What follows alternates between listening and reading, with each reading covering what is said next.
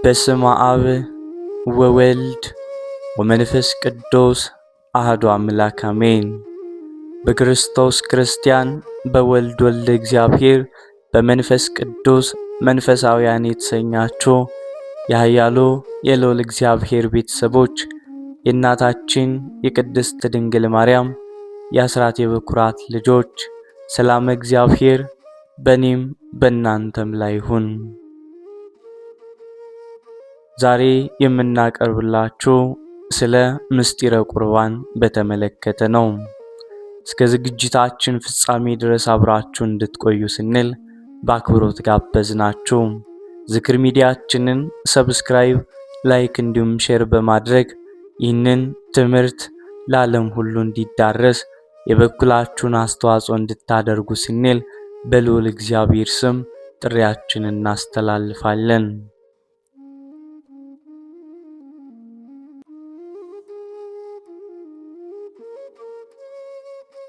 የቅዱስ ቁርባን ረቂቅ ምስጢር። በዚህ ዓለም ላይ ካሉ ታላላቅና ጥልቅ ከሆኑ መንፈሳዊ ምስጢራት መካከል ቅዱስ ቁርባን ቀዳሚውን ስፍራ ይይዛል። ይህ ምስጢር የደስታና የድል ብቻም ሳይሆን እጅግ ልብ የሚነካና አሳዛኝ መስዋዕትነት የተከፈለበት መለኮታዊ ፍቅር መገለጫ ነው። በዚያች በጨለመች ጭንቀት በነገሰባት የመጨረሻዋ ምሽት ዓለም በኃጢአት ማዕበል ስትናወጥ የሰው ልጅ ተስፋ ቆርጦ በሞት ጥላ ስር ሲባዝን የፍቅር አምላክ ግን የገዛ አካሉንና ደሙን ለዓለም መድኃኒት አድርጎ ሊያቀርብ ተዘጋጀ።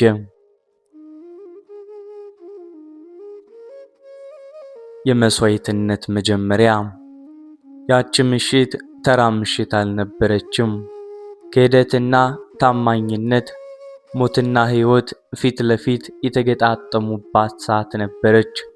ጌታ ህብስቱን አንስቶ በባረከም ጊዜ ያ ህብስት ተራ ምግብ መሆኑ አብቅቶ ስለ እናንተ የሚቆረስ ሥጋዬ ይህ ነው ሲል ታላቁ አሳዛኝ ትዕይንት ተጀመረ። ጽዋውን አንስቶ ስለ እናንተ የሚፈስ ደሜ ነው ሲል ዓለምን ከጥፋት ለማዳን የሚከፈለውን የደም ዋጋ በሰረ። አንድ አባት ለልጁ ሕይወት ሲል ራሱን አሳልፎ እንደሚሰጥ ቅዱስ ቁርባንም የመለኮት ለሰው ልጅ ያለው የማይነጥፍ ርኅራኄ ማሳያ ነው። ጌታችን በገሊላ ኮረብታዎች ላይ ሲያስተምር የነበረው ድምፅ አሁን በግርፋትና በስድብ መካከል ሊታፈን ሲዘጋጅ፣ እርሱ ግን ለዘላለም ከኛ ጋር የሚኖርበትን መንገድ በቁርባን ምስጢር አዘጋጀም።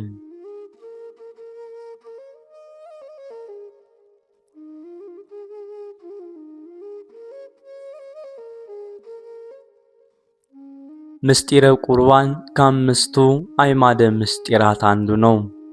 ሃይማኖታቸው የቀናና እውነተኛ የሃይማኖትን መንገድ ያቀኑ ቀደምት አበው ወይንም ሰለስቱ ምዕት ወነአምን በአሐቲ ቅድስት ቤተ ክርስቲያን እንተላዕለ ኩሉ ጉባኤ ዘሐዋርያት፣ ከሁሉ በላይ በምትሆን የሐዋርያት ጉባኤ በአንዲት ቅድስት ቤተ ክርስቲያን እናምናለን ብለው የሃይማኖትን ድንጋጌ ያስቀመጡት በቅድስት ቤተ ክርስቲያን ምስጢረ ምስጢራት የምስጢራት ሁሉ ማጽኛ ማኅተም የተባለው ምስጢረ ቁርባን ስለሚፈጸምበት ነው።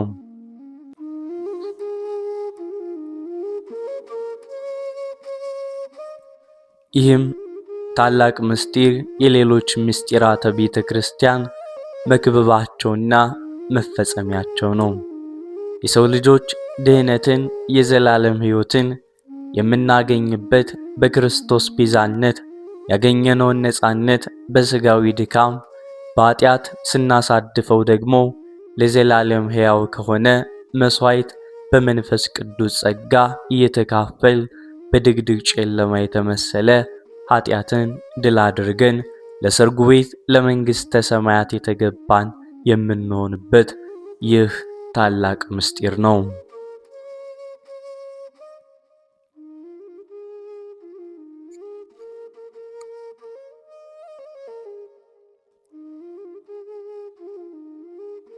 ምስጢረ ቁርባን ትርጉሙ ምንድነው?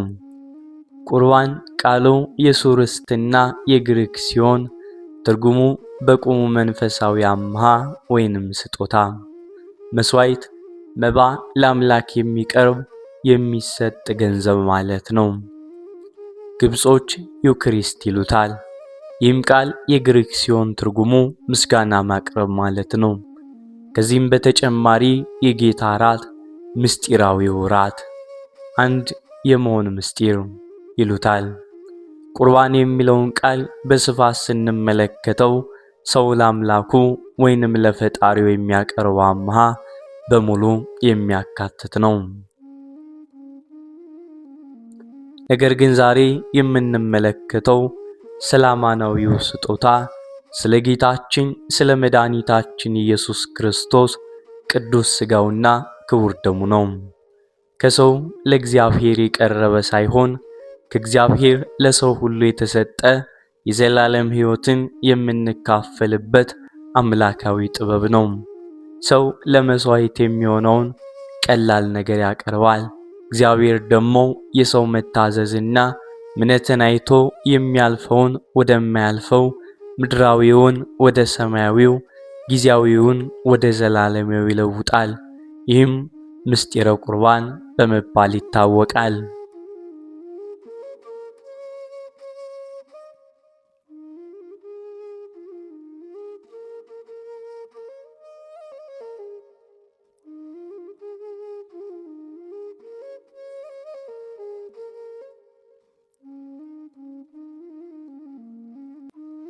ከአባታችን አዳም ጀምሮ የነበሩ የብሉይ ኪዳን ቅዱሳን በኃጢአታቸው ከእግዚአብሔር በተለዩ ጊዜ ሁሉ በግና ላምን የመሳሰሉ እንስሳትን በእምነት መስዋዕት አድርገው ያቀርቡ ነበር። እግዚአብሔርም መስዋዕታቸውን እየተቀበለም ይታረቃቸው ነበር። ጊዜያዊ የኃጢአት ስርየትንም ያገኙ ነበር። በሕገ ልቦናና በሕገ ኦሪት የነበሩት ሁሉ በዚህም ሥርዓት አልፈዋል። አበበዙኃን አብርሃም ልጆቹን ይስሐቅን ለመስዋዕት ወደ ሞሪያ ተራራ በሚወስድበት ሰዓት የክርስቶስ ምሳሌ የሆነ ይስሐቅ አባቱ አብርሃምን የጠየቀውን ጥያቄና በመንፈስ ቅዱስ የተቃኘው የአብርሃም ምላሽ በብሉይ ኪዳንና በአዲስ ኪዳን መስዋዕት መካከል ያለውን መሰረታዊ ልዩነት ያስረዳናል።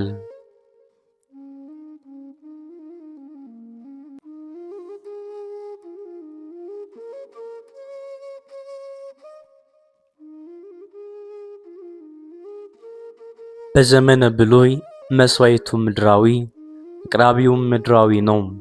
ይስሐቅ እንደተለመደው የመስዋዕት በግ እንዳልተያዘ ባየም ጊዜ አባቴ ሆይ እሳቱና እንጨቱ ይኸው፣ የመስዋዕቱ በግ ግን ወዴት አለ አለ።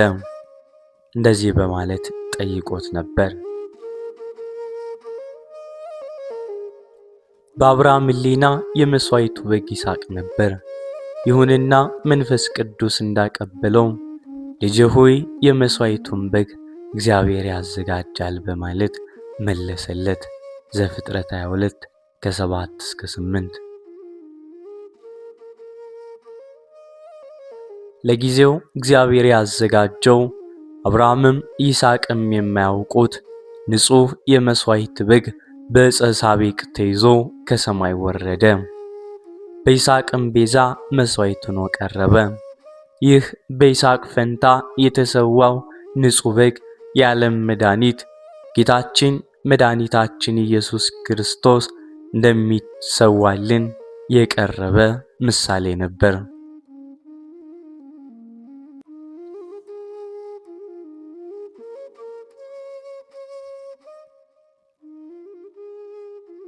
ይስሐቅና አብርሃም ለጊዜው ሲያስረዱት በመንፈስ ቅዱስ ገላጭነት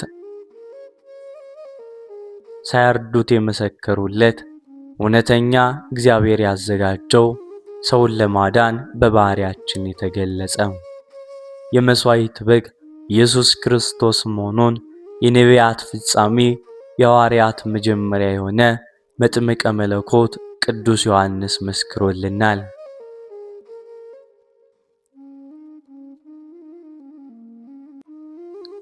ዮሐንስ ወደ እርሱም ሲመጣ ጌታችን ኢየሱስን አይቶ እንዲህ አለ፣ እነሆ የዓለሙን ኃጢአት የሚያስወግድ የእግዚአብሔር በግ ዘይሃጥጥ ኃጢአተ ዓለም።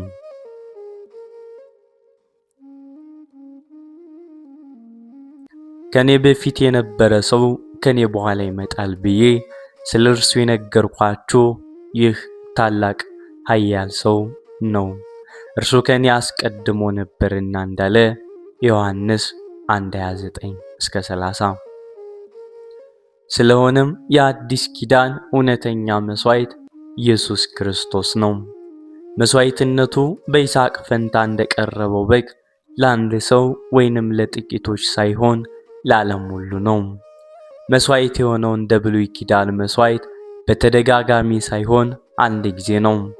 መስዋዕቱም መስዋዕት አቅራቢውም መስዋዕት ተቀባዩም እርሱ ራሱ ጌታችን የሆነ አምላክ ልዩ ሊቀ ካህናት ኢየሱስ ክርስቶስ ነው።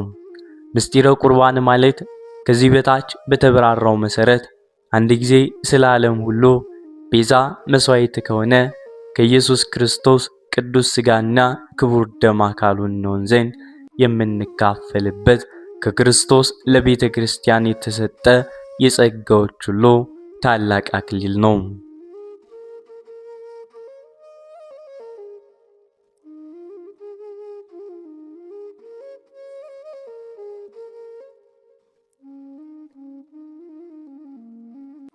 ደጉ አባታችን አባ ሕርያቆስ በመንፈስ ቅዱስ ገላጭነት በተናገረው የቅዳሴ ማርያም አንቀጽ ይህንን ሲያስረዳ እንደዚህ ብሏል።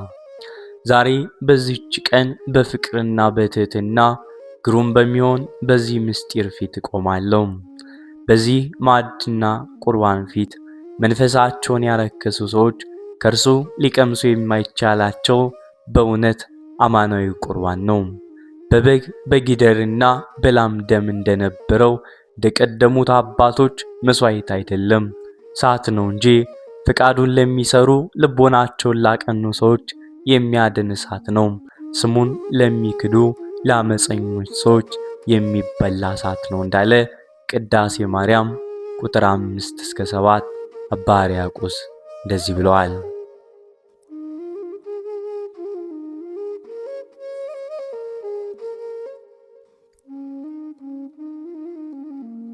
በእግዚአብሔር አንድነትና ሶስትነት በምስጢረ ሥላሴ አምነው በክርስቶስ ደም የተዋጁና በአብ በወልድ በመንፈስ ቅዱስ ስም የተጠመቁ ምዕመናን የጌታችን የመድኃኒታችን የኢየሱስ ክርስቶስ ቅዱስ ሥጋና ክቡር ደም በመቀበል ምስጢረ ቁርባንን ይፈጽማሉ።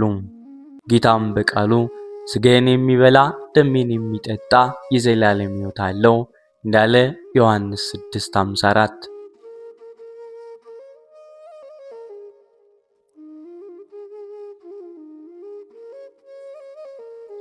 እንደዚህም ብሎ እንደተናገረ ቅዱስ ሥጋውና ክቡር ደሙን የሚቀበሉ ምዕመናን የዘላለም ሕይወት አላቸው። ሐዋርያው ቅዱስ ጳውሎስም ሳይገባው ይህንን እንጀራ የበላ ወይንም የጌታን ጽዋ የጠጣ ሁሉ የጌታ ሥጋና ደም ዕዳ አለበት እንዳለ አንደኛ ቆሮንቶስ ምዕራፍ 11 ከቁጥር 26 ብሎ እንደገለጸው የምስጢረ ቁርባን ተካፋይ የሆነ ይህም ሁሉ ስለ ቁርባን ትርጉም፣ አስፈላጊነት፣ አፈጻጸም ወዘተ ማመንና ማወቅ ይጠበቅበታል።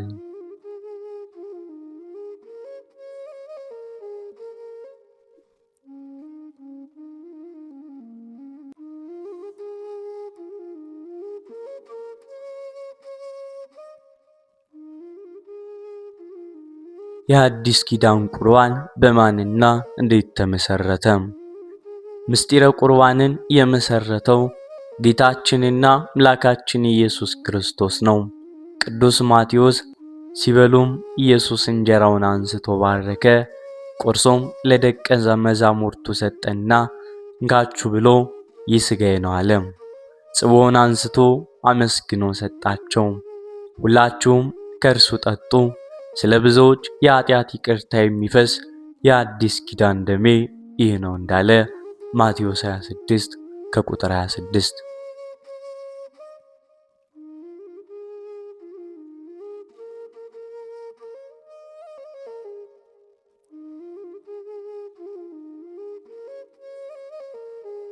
እንደዚህ በማለት የምስጢረ ቁርባንን አመሰራረት ጽፎታል።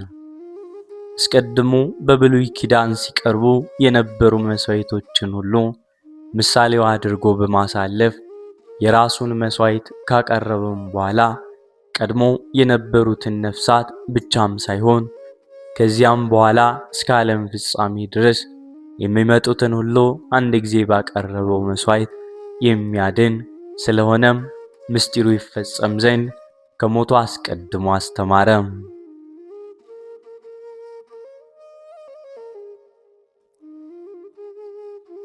እውነት እውነት እላችኋለሁ የወልደ እጓለ እመሕያው ክርስቶስን ሥጋ ካልበላችሁ ደሙን ካልጠጣችሁ በራሳችሁ ሕይወት የላችሁም። ሥጋዬን የሚበላ ፍጻሜ ደሜን የሚጠጣ የዘላለም ሕይወት አለው በማለት እስከ ዓለም ፍጻሜ የሰው ልጅ ሌላ መስዋዕት ሳያስፈልገው በአምላካችን ሥጋና ደም ሕይወት እንደሚያገኝ አስተማረም። የምስጢረ ቁርባንን ትምህርት በወቅቱ የነበሩ አይሁድ ሰምተው ምስጢሩ አልገባቸው ሲል ይህ ሰው ሥጋውን ልንበላ ይሰጠን ዘንድ እንዴት ይቻላል በማለት ጠይቀውት ነበር። ደቀ መዛሙርቱም ትምህርቱ ከብዷቸው ነበር። መንፈስ ቅዱስ ከወረደ በኋላ ግን ምስጢሩን ተረድተው ሲፈጽሙ ቆይተዋል። ሐዋርያት 2:43 አንደኛ ቆሮንቶስ ምዕራፍ 11 ከቁጥር 20።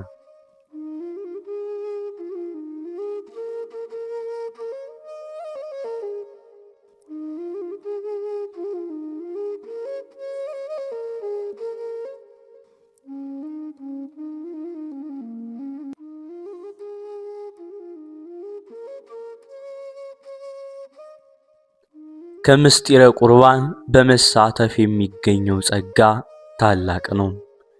የጌታችንን ቅዱስ ሥጋውንና ክቡር ደሙን ስንቀበል የምናገኘው በረከትና ጸጋ ስፍር ቁጥር ባይኖረውም እንኳ የሚከተሉትን አበይት ማግኘት እንችላለን። ቅዱስ ቁርባን የዘላለም ሕይወት ያሰጠናል። ጌታችን በማይታበል አማናዊ ቃሉም ሥጋዬን የበላ ደሜን የሚጠጣ የዘላለም ሕይወት አለው፣ እኔም በመጨረሻው ቀን አስነሳዋለሁ በማለት እንደተናገረ የተቀበልነው ቅዱስ ቁርባን የሕያው አምላክ የኢየሱስ ክርስቶስ ክቡር ሥጋ ቅዱስ ደም ነው። የዘላለም ሕይወት ባለቤት መሆናችንን ያረጋግጣል። ዳግመኛም ቅርንጫፍ ከግንዱ እስካተለየ ድረስ ለምላሜ ጽጌና ፍሬ ሕይወት ለዘላለም እንዲኖረው ሁሉ ክርስቲያኖችም ጉንዳ አረገ ወይን ከሆነው ከአምላካችን ከኢየሱስ ክርስቶስ አለመለየታችንና በሕይወት መኖራችንን ቅዱስ ቁርባን ስንቀበል እናረጋግጣለን። ዮሐንስ 6 ከቁጥር 53። ሕያዋን የሚያደርጉንም በውስጣችን ያደረው የተዋሃደን ሥጋ ክርስቶስና ደመ ክርስቶስ ናቸው። እርሱ የማይሞት የማይለወጥ ነውና ሥጋዬን የሚበላ ደሜን የሚጠጣ በእኔ ይኖራል፣ እኔም በእርሱ እኖራለሁ በማለት አረጋግጦልናል። ዮሐንስ 6 ከቁጥር 53።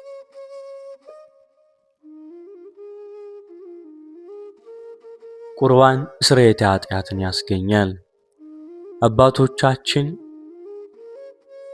ሰው ሆኖ የማይበድል እንጨት ሆኖ የማይነድ የለም፣ ከሰው ስህተት ከብረት ዝገት አይጠፋም እንዲሉ ደካማና ስውት የሚሆን ሰብአዊ ባህሪያችን ወደ ስህተት ጎዳና ሲነዳንና ኃጢአት ሲያገኘን በደላችንን ለካህን ተናዘን ቀኖና ተቀብለንና ንስሐችንን ጨርሰን በካህኑ ፈቃድነት ቅዱስ ቁርባንን ስንቀበል የቀደመ ኃጢአት በደላችን ሁሉ እሳት ላይ እንደወደቀ ቅቤ ቀልጦ ጠፍቶ ነፃ ያደርገናል። ከጥምቀት በፊት የተሰራ ኃጢአት በጥምቀት ይሰረያል። ከጥምቀት በኋላ የተሰራ ኃጢአት በንስሐና በሥጋው ደሙ ይሰረያል እንዳለ ፊልክስዮስ።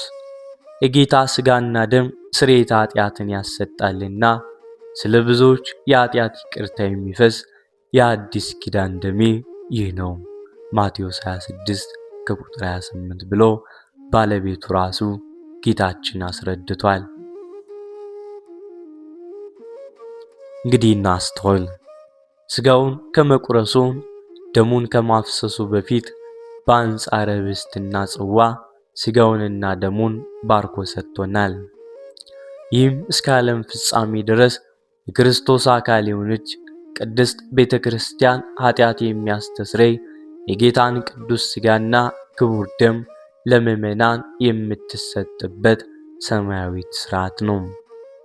የከበረ ሐዋርያው ቅዱስ ዮሐንስ ልጆች ሆይ እንዳትበድሉ ይህን እጽፍላችኋለሁ፣ የሚበድልም ቢኖር ከአብ ዘንድ ጰራቅሊጦስ አለን፣ ኢየሱስ ክርስቶስም ኃጢአታችን ያስተሰርይልን ዘንድ ጻድቅ ነው፣ አንደኛ ዮሐንስ ምዕራፍ 2 ከቁጥር 1 በማለት እንደመከረን በደካማ ባህሪ እግዚአብሔርን የሚያሳዝን በደል ብንፈጽም በንስሐ ተመልሰን የእግዚአብሔርን ማዳን የምናገኝበት ሕያው ቃል ኪዳን የእግዚአብሔር የቸርነቱ መገለጫ የሆነ ቅዱስ ቁርባን ነው።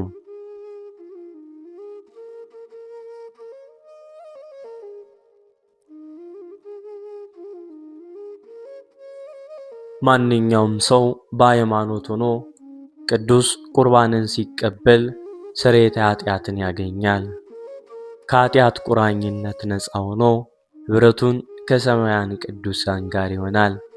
ኅብስቱ እንደ አንድ እንደሆነ እንዲሁም እኛ ብዙዎች ስንሆን አንድ አካል ነን፣ ሁላችንም ከአንድ ኅብስት እንበቅላለንና በማለት ነዋየ ሄሮይ ቅዱስ ጳውሎስ ያረጋግጥልናል።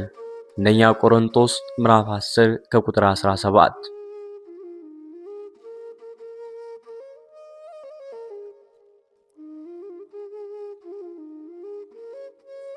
ቅዱስ ቁርባን የኃጢአት ልጓም ሆኖ ያገለግለናል። ክርስቲያን የጌታን ሥጋና ደም ሲቀበል የኃጢአት ልጓም ያገኛል። ሥጋው ለኃጢአት የሚጓጓና የሚሰነካከል እንዳይሆን የመንፈስ ቅዱስ ጸጋ ይጠብቀዋል። በሥጋውና በደሙ የተዋሃደው አምላክ ኃጢአትን ተደፋፍሮ እንዳይሠራ ይወቅሰዋል። የኃጢአት ውጤት ሞት መሆኑን ያሳስበዋል። በአጠቃላይ ወደ ቅድስናና ጽድቅ የሚመራ መንፈስ እግዚአብሔር ስለተዋሃደን ለጽድቅ ሥራ የምንተጋ ለኃጢአት የምንሰቀቅ እንሆናለን። በቅዱስ ቁርባን ጸጋ እግዚአብሔርን ስለምንታደል ኃጢአትን እንጸየፈዋለን። ምክንያቱም በመንፈሳዊ ዕውቀት የምናድግበትና በጸጋ መንፈስ ቅዱስ የምንበለጽግበት ምግብ ሕይወት አግኝተናልና። የሕይወት እንጀራ እኔ ነኝ፣ ወደ እኔ የሚመጣ ከቶ አይራብም፣ በእኔ የሚያምን ሁልጊዜ ከቶ አይጠማም። ሥጋዬ እውነተኛ መብሌ፣ ደሜ እውነተኛ መጠጥ ነውና ዮሐንስ 6 ከቁጥር 35 እስከ 45 ድረስ እንደተገለጸው።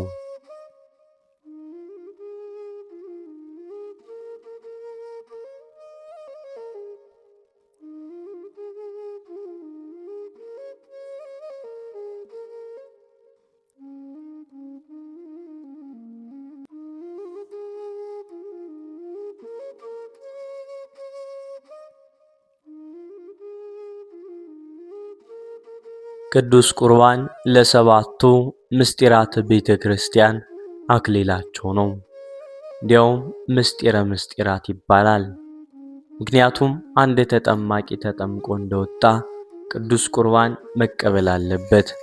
አንድ ተነሳሂ ቀኖናውን ሲጨርስ በካህኑ ፈቃድ ንስሐውን በቅዱስ ቁርባን ያትመዋል። በቅዱስ ጋብቻ ለመኖር የወሰኑ ተጋቢዎች ከሥርዓተ ተክሊል በኋላ አስቀድሰው ቅዱስ ቁርባንን ይቀበላሉ። በእነዚህ ምክንያቶች ቅዱስ ቁርባን የምስጢራት ምስጢር መባሉ ትክክል ነው። ቅዱስ ቁርባን የምስጢራተ ቤተ ክርስቲያን ሁሉ የበላያቸው መክበባቸውና መፈጸሚያቸው ነው።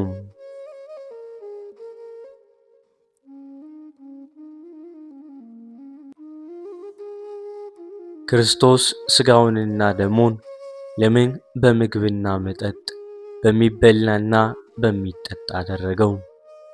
ምግብና መጠጥ ከሰውነታችን እንደሚዋሃድ ሥጋውንና ደሙን ስንቀበል በእውነት እንደሚዋሃደን ለማስረዳት በጸጋ ተዋህዳችሁ ተዋጃችሁ ሲለን ሥጋውና ደሙን በሚበላና በሚጠጣ አደረገው።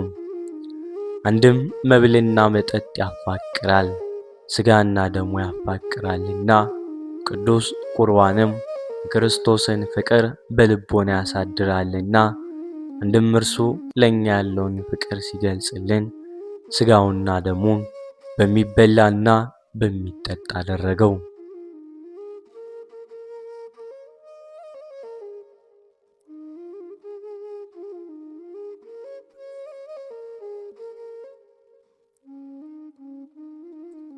በተጨማሪም በመብል የጠፋው ዓለም በመብል እንዲድን አዳምና ሔዋን በምግብ የእግዚአብሔር ልጅነታቸውን እንዳስወሰዱ በቅዱስ ሥጋውና በክብር ደሙ ልጅነታችን ሊመልስልን ሥጋና ደሙን በሚበላና በሚጠጣ አደረገው።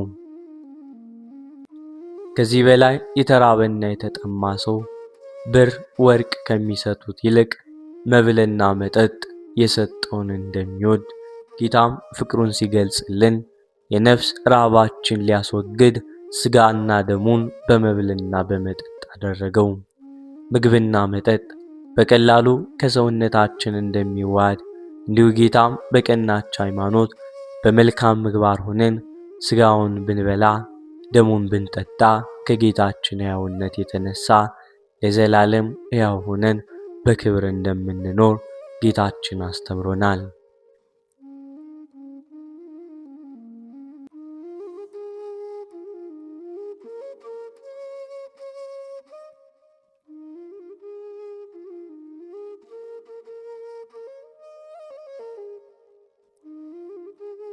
ከምስጢረ ቁርባን ለመሳተፍ ምን ዝግጅት ያስፈልጋል? እንኳንስ ሥጋና ደሙን የሚቀበል ክርስቲያን ይቅርና ወደ አንድ ምድራዊ ንጉሥ ባለጸጋ ግብዣ የተጠራ ሰው አቅሙ የፈቀደለትን ያክል ተዘጋጅቶ ይሄዳል። ለሰማያዊ ንጉሥ ለኢየሱስ ክርስቶስ ግብዣማ አብልጠን ልንዘጋጅ ይገባል። ማቴዎስ 21 ከቁጥር 16። ንጉሥ የተቀመጡበትን ለማየት በገባ ጊዜ በዚያ የሰርግ ልብስ ያለበሰ ሰው አየና ወዳጄ ሆይ የሰርግ ልብስ ሳትለብስ እንዴት ወደዚህ ገባ አለው። እርሱም ዝም አለ ይለናልና እኛም ጥያቄው ምላሽ እንዳናጣ ልንዘጋጅ ያስፈልጋል። ስንዘጋጅም ወደ ልባችን የኃጢአት ሐሳብ እንዳያስገቡ አካላዊ ስሜቶቻችን ሁሉ መግዛት፣ አካልን መታጠብና አቅም የፈቀደውን ንጹሕ ጽዱ ነጭ ልብስ መልበስ፣ ከሌለንም ያለንን አጥበን ንጹሕ ሆነን መቅረብ። ራዕይ 6:11 ቁርባን በሚቀበሉበት ዋዜማ ቀለል ያለ ምግብ መመገብና ለ18 ሰዓት ከምግበ ሥጋ መከልከል፣ እንዲሁም ደግሞ ልዩ ልዩ በሽታ ያለብን ሰዎች በየአቅማችን ከንስሐ አባታችን ጋር በመመካከር በሰዓቱ በምንችለው መጾም።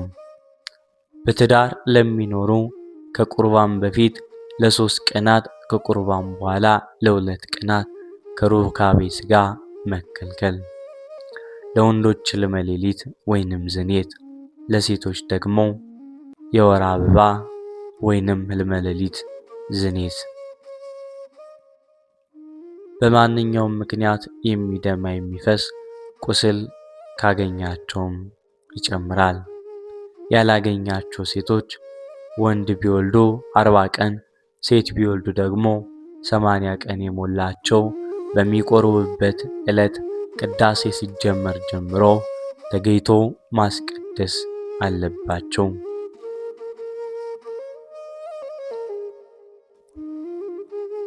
ብዙዎቻችን የምንደነጋገርበት በቅዳሴው ላይ የምንሰማው ኃይለ ቃል ከበደላችሁ ንጹሕ ነኝ የሚለው የካህኑ አዋጅ ለምን አስፈለገ? በቅዳሴ ውስጥ ካህኑ ንጹሕ የሆነ ከቁርባኑ ይቀበል፣ ንጹሕ ያልሆነ ግን አይቀበል፣ ለሰይጣንና ለመልእክተኞቹ በተዘጋጀው በመለኮት እሳት እንዳይቃጠል፣ በልቡናው ቂምን ያዘ ልዩ ሐሳብ ያለበት ቢኖር አይቅረብ። እጄን ከአፋዊ ደም ንጹሕ እንዳደረግኩ እንዲሁም ከሁላችሁ ደም ንጹሕ ነኝ። ደፍራችሁ ወደ ክርስቶስ ሥጋና ደም ብትቀርቡ ከእርሱ ለመቀበላችሁ መተላለፍ የለብኝም። በደላችሁ በራሳችሁ ይመለሳል እንጂ። በንጽሕና ሆናችሁ ባትቀርቡ እኔ ከበደላችሁ ንጹሕ ነኝ ብሎ እጁን ይታጠባል። ዲያቆኑም ተቀብሎ ይህንን የካህኑን ቃል ያቃለለ ወይም የሳቀና የተነጋገረ ወይንም በቤተ ክርስቲያን ውስጥ በክፋት የቆመ ቢኖር ጌታችን ኢየሱስ ክርስቶስ እንዳሳዘነው በእርሱም እንደተነሳሳ ይውቅ ይረዳ። ስለ በረከት ፈንታ መርገብን፣ ስለ ኃጢአት ስርየት ፈንታ ገሃነመ እሳትን ከእግዚአብሔር ዘንድ ይቀበላል ይላል። ይህ አዋጅ የሚታወጀው ከቅዱስ ሥጋውና ከክቡር ደሙ ርቀን እንድንቆም ወይንም ተመልካች ብቻ እንድንሆን ተፈልጎ ወይንም ዳንቆር ለማስፈራራት ተብሎ አይደለም። ንስሐ ገብተን በምክረ ካህን ተዘጋጅተን በንጽሕና ሆነን እንድንቀበል ነው ለማሳሰብ እንጂ የጌታችን ቅዱስ ሥጋና ክቡር ደም ከኃጢአት በንስሐ ሳይነጹ በድፍረት ቢቀበሉት ቅጣትን ያመጣልና። ጠላት ዲያብሎስ ግን ይህንን የካህኑን አዋጅ እያሳሰበና ወደ ማስፈራሪያ እንድናየው እያደረገ ሥጋ ወደሙን ለመቀበል የበቃህ ወይንም የበቃሽ አይደለሽም እያለ ሁሌ በአእምሮአችን መልእክት ይልካል። ከሥጋና ደሙ እንድንርቅም ያደርገናል። የዚህ አዋጅ ዋና መልእክት ንስሐ ገብታችሁ ከንስሐ አባታችሁ ጋር ተመካክራችሁ ቁረቡ ሲል ነው። ይህም ትክክለኛ የቤተ ክርስቲያናችን ትርጓሜ ነው። ሁላችንም ራሳችንን ጠይቅ። ወጣቶች፣ አዛውንቶች ራሳችንን ጠይቅ። መቼ ነው ወደ ቅዱስ ቁርባኑ የምንቀርበው? መቼ ነው የክርስቶስን ሥጋና ደም የምንቀበለው? እስከ መቼ ነፍሳችን እየተራበች ነፍሳችን እየተጠማች ትቆያለች? ሞት ዛሬ ይመጣ ነገ ይመጣ የምናውቀው ነገር የለምና ንስሐ ገብተን ተዘጋጅተን ጌታችንን እንጠብቀው። ያኔ ብንሞትም እንኳን ሕያው እንሆናለን። ከክርስቶስ ኅብረት ጋር አንድ ሆነን ሰማያዊ አክሊልን እንቀዳጃለን። ብሉ ተብሎ ጠጡ ተብሎ ለእኛ ለኃጢአተኞች የንስሐችን እንዲሁም የበደላችንን ዋና ማሰሪያ ዋጋ የምናገኝበት ነውና ሁላችንም ቅዱስ ሥጋውንና ክቡር ደሙን እንድንበላ እንድንጠጣ የልዑል እግዚአብሔር መልካም ፍቃድ ይሆንልን። ሁላችንም ዛሬ ያልወሰን ነገ እንድንወስን የልዑል እግዚአብሔር መልካም ፍቃድ ይሆንልን። ለቅድስና እንፍጠን። ሁላችንም ክርስቶስን እንብላ እንጠጣ፣ ከኛ ጋር እንዲዋሃድ። ወስብሐት ለእግዚአብሔር ወለወላዲቱ ድንግል ወለመስቀሉ ክቡር